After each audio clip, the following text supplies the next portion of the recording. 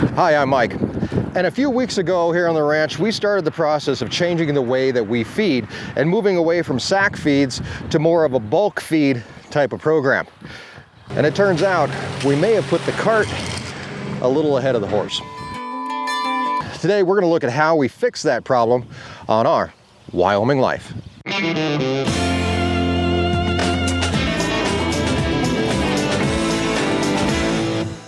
Today, you and I get to spend a day in the shop. We're going to be welding, we're going to be cutting, we're going to be planning, and we're going to be coming up with a solution for our feeding problem. The project list is a little bare right now, but this is something that has to be done if we're going to continue bulk feeding. How to feed bulk food. So we get chicken food, we get pig food. Those are pretty easy. Those get put into a feeder, not a big deal. But when it comes to cake and how we feed cake, normally we've done it with sack cake, and we'll go out and we'll spread it by hand and dump out the bags, and the cows come running to eat the cake. Now that's worked in the years past, but now that we've figured out that we can get cake for almost half the price if we buy it in bulk, we've got to come up with a solution on how to feed it. And not only how to feed it, but also feed it safely, feed it efficiently, and, well, make it as easy as possible.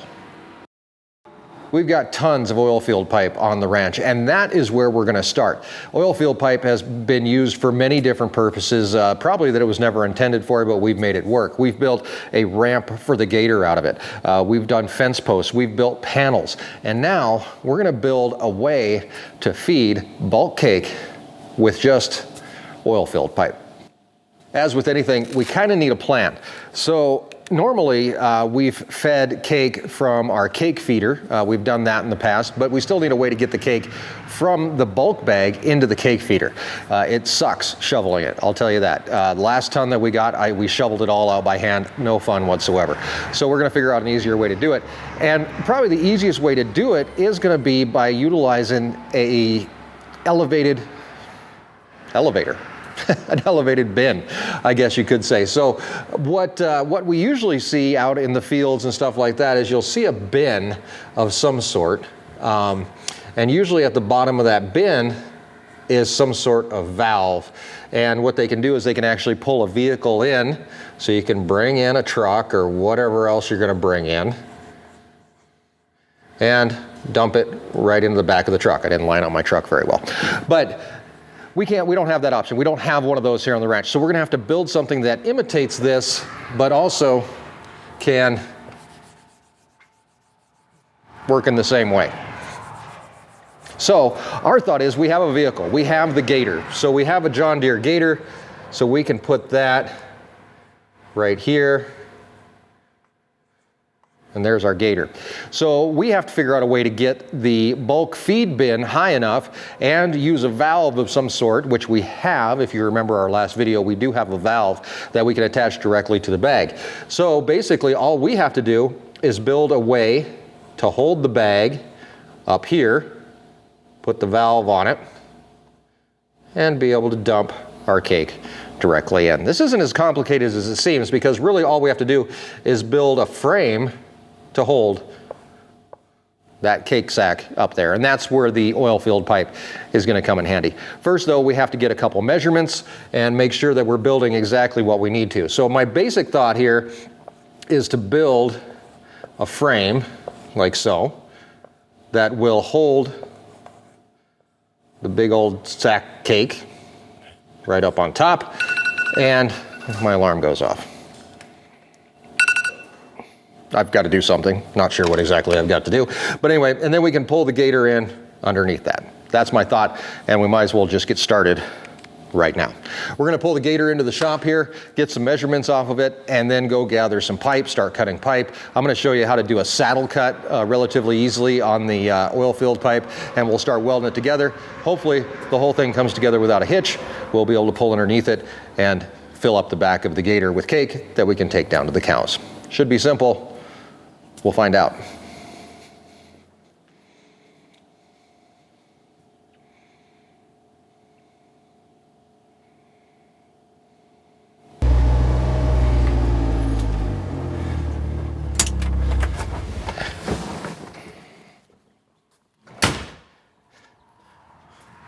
Here's where we start, from the ground up. And what we want is basically that ton of cake to sit up high so we can reach under, grab the valve, and fill this up. Shouldn't be that complicated. And just get some measurements here. And basically what we're going to start out with is a box. We know that the pallet that the big bag of cake that sits on is 4 foot by about 40 inches. So the back of the gator actually works out well. It's 48 by about the same, about 40 inches. So the back of the gator is roughly the size of the pallet that the big old sack of cake sits on. But we do want to make sure we've got a little bit of leeway to work with there, so we may go 48 by 48. Also, we have to be able to back the gator up underneath it, so we have to make sure that we're wide enough at the bottom to be able to get the gator in there without banging anything up. So if we go 6 feet, that's pretty tight. We might actually go 6 foot 6 inches, and that gives us a little bit more room to back up in underneath there. Lengthwise, obviously, we should probably only have to do that 48. So we're going to start out by going and getting some pipe, and we're going to go 78 inches. We're going to make a square, or not a square, we're going to make a rectangle, 78 inches by 48 inches, and that will be our base for the entire thing. So let's take a look here really quick, and we'll keep up with what we're doing here. So we are going to make a base to start with, 78 by 48. That's what we're going to build off of. But first we need some pipe. In order to haul the oil field pipe, we need a tractor. For that, we're going to use this one, the 6410. We're going to head over where I've got it all stacked up. The oil field pipe is actually kind of nice. It was left here when the methane pulled out of the area. Methane was exhausted here, oh, I don't know, in the early 2000s, maybe 2010, something like that. And so basically they came in, they removed all the wells, the pipe they could either recycle or they could leave it for us, and we asked them to leave it. So we've got a ton of, well, more than a ton, way more than a ton of oil filled pipe that we could use up. So I've used it, like I said, for many different projects around the ranch, and it's one of those building materials that you can't really go wrong with. So we're going to grab a few sticks of it, and hopefully not too many extra, because we'll have to take back whatever we don't use. But we're going to grab a few and start cutting it up and getting it ready to go. But once we get over there, I'll show you what I'm talking about.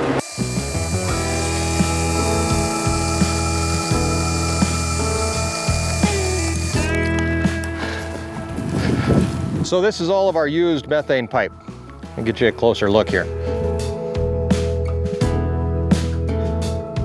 It's all 2 5/8, I think, and we have plenty of it. And it can be utilized for pretty much anything that you can build out of pipe. So what we're gonna do is we're gonna grab a few sticks here right off this end. These are 33 feet long a piece. So I think we would probably only need 4 or 5, I think. We'll come in, we'll grab it, lift it up out of here, and then take it back to the shop where we can start cutting it.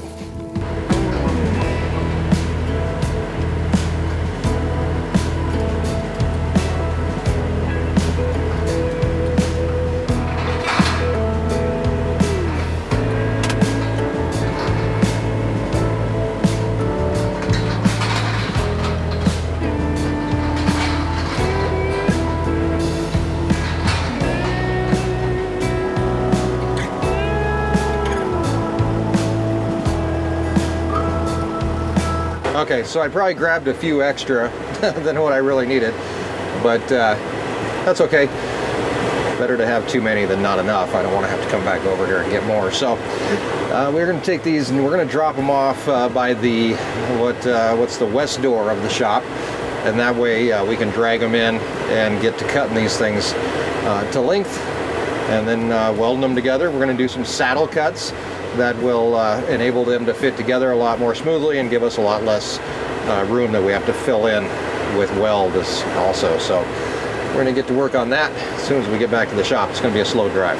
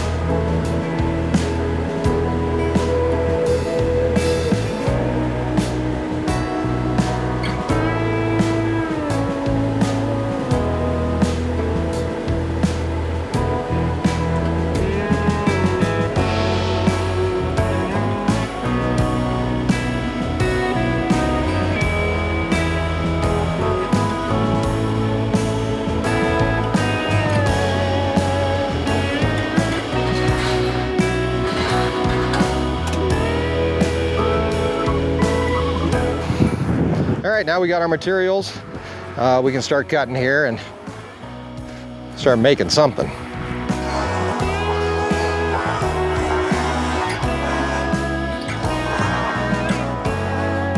So when I'm working with this pipe, you'll notice I work really close to the ground because it's really heavy. So first thing we're gonna do is we're gonna cut off this coupler here on this end. There's a bell on the other end of each piece that would go into this coupler on the next piece, but we don't need those. So we're gonna cut the coupler and the bell off of this side, which will bring us back to about here and get us down to a decent length.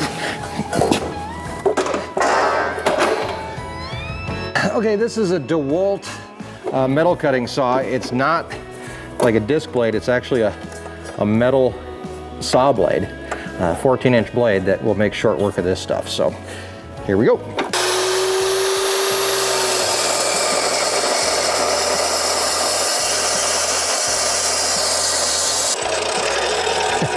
Now that we have a clean edge, we can start measuring out for other cuts. We need 270s and about 246s. I'm not sure. We'll measure this really quick and see. But we're gonna start out with our 278-inch pieces, I guess, and that'll give us our two sides. We'll start laying stuff out.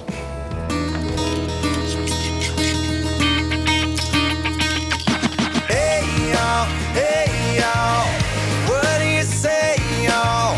Rise up for the southern sound. Drink up, this night's burning down. And hey y'all, what do you say y'all? We're about to get this thing started. Light up, it's a bonfire party. Whoa. Light up, it's a bonfire party. Yo. Light up, it's a bonfire party. Laid back, feeling those flames leaning way back. Ain't playing no games, watching sparks fly to the night sky. There ain't no match for your eyes. Take me higher, oh. Light up, it's a bonfire party, oh. Light up, it's a bonfire party. All right, let me show you what I got here. So I've got my 70 inches wide, 48 inches across, but here's the problem. You can see where these pipes come together. That's not like the greatest weld in the world. Look, there's a giant gap. It's just not gonna mesh well. That's a lot to fill in with a weld, and we want it to be a little bit stronger than that. So we have a couple ways to do this, and I'm gonna show you a couple of the tools that we have to make this work a whole lot better. The first tool that I have to show you is actually just a little guide. This is a little cutting guide. It's made for 2 3/8 pipe. This is a little bit bigger than that, so it doesn't really fit on here perfect. But what you can do is you slip that over your pipe, and it gives you a cutting guide for where you can cut your pipe so that it'll lay in there perfectly. So really all you have to do is just take your marker and just draw around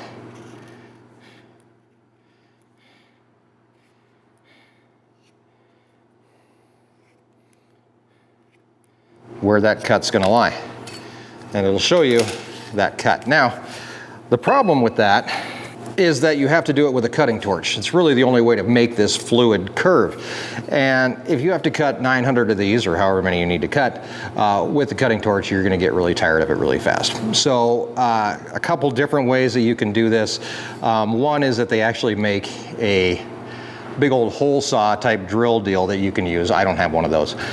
So the other option that I have is to use the same saw we've been using and just change the angle so that I can get this cut exactly how I need to do it. The trick is that you have to have the same angled cut on each end to make the whole thing fit together. So we're gonna give that a try. And we are gonna use our guide. So this is just a short piece that I was showing you on.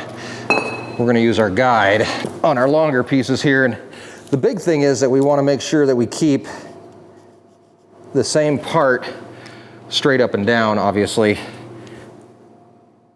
So this is our top. So if we mark that, then when we put our guide on and draw around it, we can actually put our seam piece on the exact same part on each of these. It's kind of the plan. So if I cut this and I put the hinge of this guide at the same spot on both sides, theoretically, it should line up just fine. So we want to cut this groove out. So if we lay it over in our saw at the correct angle, we should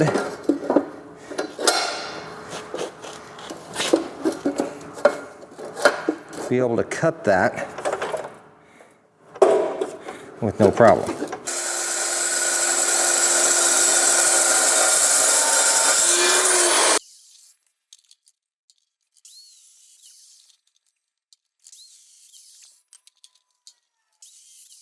So this is what it ends up looking like.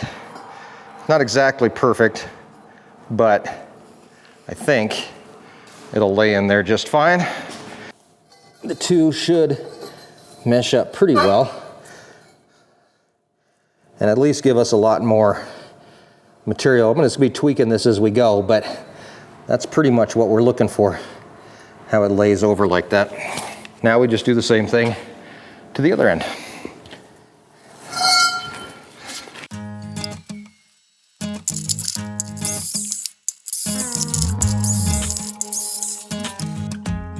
There we go. And today, to weld all this stuff together, we're going to use our old buzz box here, Powercraft welder. I don't know how old this thing is, but I know that it was Gilbert's for many years, and we're going to be using it once again. It's an arc welder, which makes things a lot easier. I'm not sure what rod I'm going to end up using. I can take a look here. We're going to be using 60-13 rod to start putting this together. First thing we're going to do is go through and tack it all up, and then I'll come back and weld it all together, and hopefully everything will be really solid on this base part. So we're gonna get going there. We'll get everything plugged in and powered up and get our power set and start welding.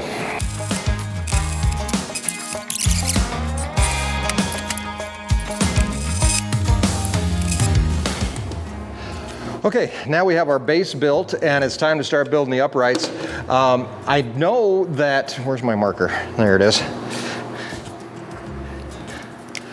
I know that the back of the gator right here is about 48 inches. So that works out pretty dang well. I also have this nozzle, which is going to go on the bottom of the feed bag, and that's about 10 inches. So that's 58 inches, and because this just sounds like a weird number, we're going to call it 60. So we know that our uprights are going to be 60 inches. So we're going to start out with 4 of those.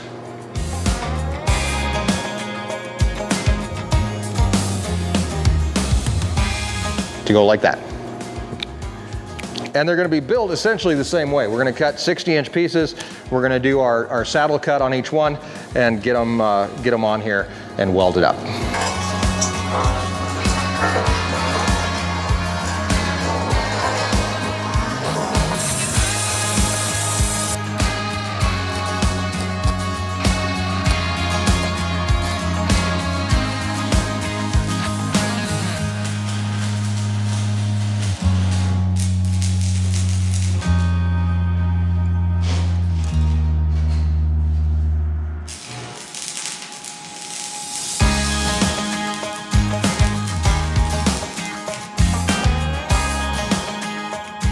So, whew, we've got these legs up and now we've got a top. So what we need to do is make it so the box can, or the bag can fit up on top. So that's gonna require a couple cross beams. Also, I think I'm gonna put another beam in the back. So let's knock that out.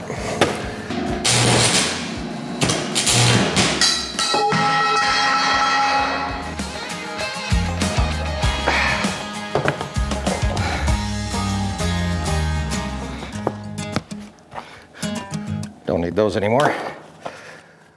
Alrighty guys, that looks about to be as good a place as any is to stop for the day. We're actually going to turn this into a two-part video because this turned into a little bit bigger project than I thought it was going to.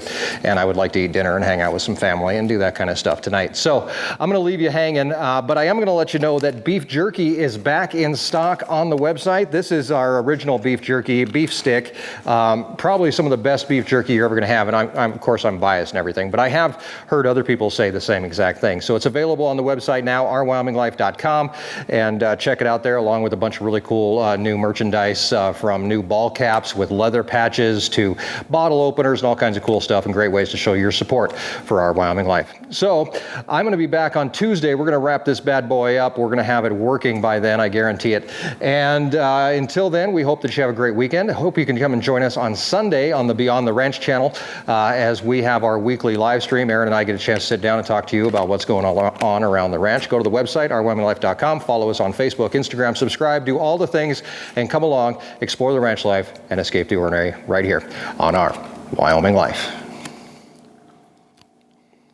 It is good. So I'm recording this for posterity, just so you don't curse. What did you do? The welder's broken. I broke the welder. But I did show the beef jerky, so maybe people will buy beef jerky so we can get a new welder. It stopped working. The welder stopped working. Okay. So. Well, we'll figure it out. This is a trap. Sorry, I don't really want a new welder. I swear to God, that welder works fine. But it don't work no more. What'd you do to it? It just stopped working. Don't you want to know how much a new welder costs? No, I don't want to know how much a new welder cost. Okay. I need a new welder. No. Then we have a bunch of crap all over the place. It's not going to get finished. You better call your friend Gary. That's not a bad idea. Or you can go rent one to finish the project. Okay.